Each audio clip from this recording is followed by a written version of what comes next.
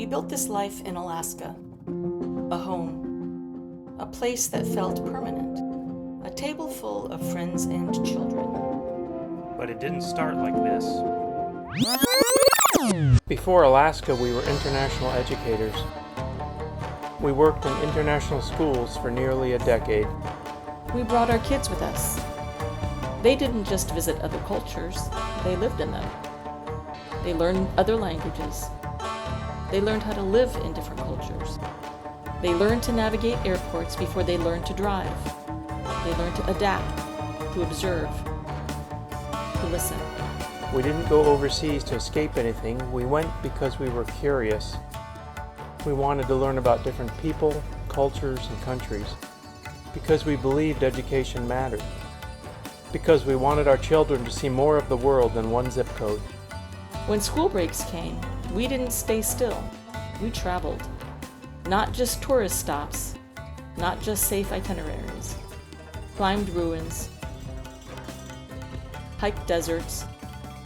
We walked through markets, rode trains across borders. We lived in places most people have barely heard of.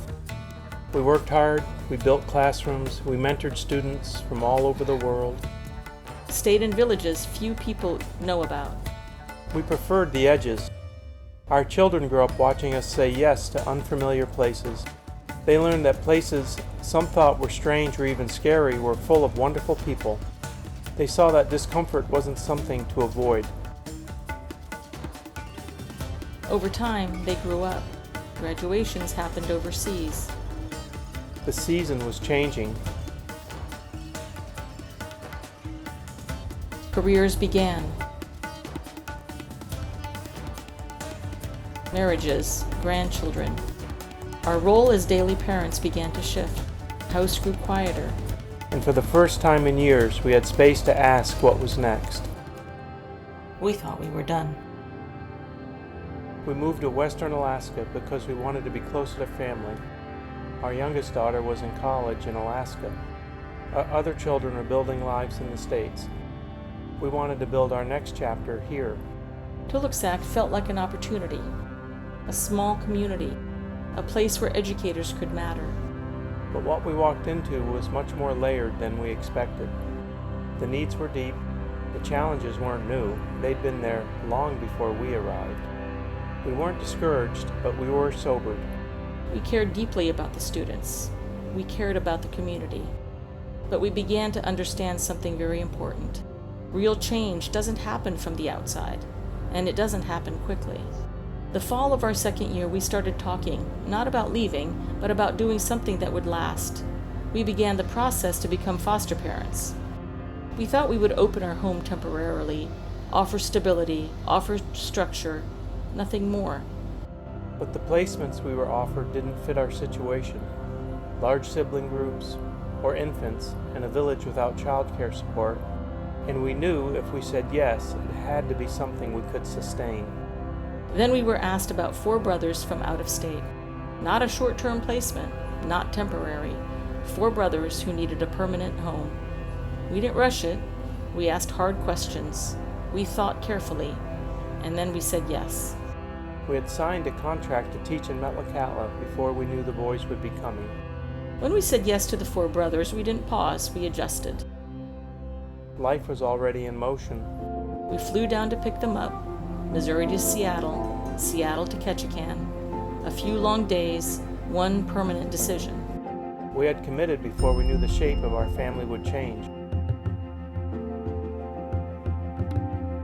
From Ketchikan, we took the ferry to Hollis.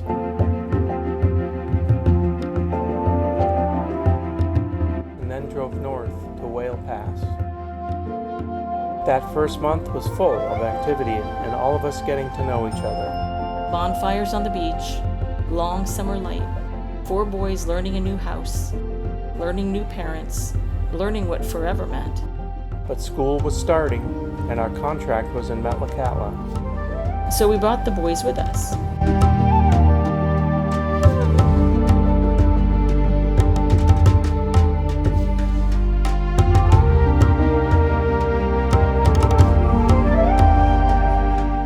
New town, new school, new routines. They were learning how to be brothers again after 3 years apart. We were relearning how to parent 4 children at once. It wasn't dramatic, it was daily. School mornings, meals together, appointments, therapy, boundaries, slow integration. And slowly something became clear. Whale Pass wasn't just a house we had built. It was the place that made sense. The boys needed stability, not just structure, but permanence. They needed to grow up somewhere they could call their own. So we moved back. Not temporarily, for good. It was remote. It was demanding. It required work, but it offered something rare: space, consistency, and ownership. Life in Whale Pass wasn't easy, but it was steady. We grew food, we raised animals, we worked hard. The boys learned how to fish, how to hunt, how to show up for school. They learned that family doesn't disappear.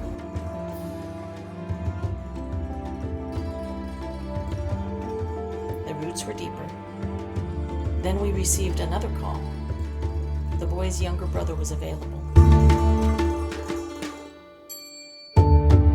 In November 2017, at 2 years old, Tom joined our family. Years passed. They grew taller, stronger, more capable. We had built a life in Whale Pass. It wasn't flashy, but it was steady. For years, that was enough.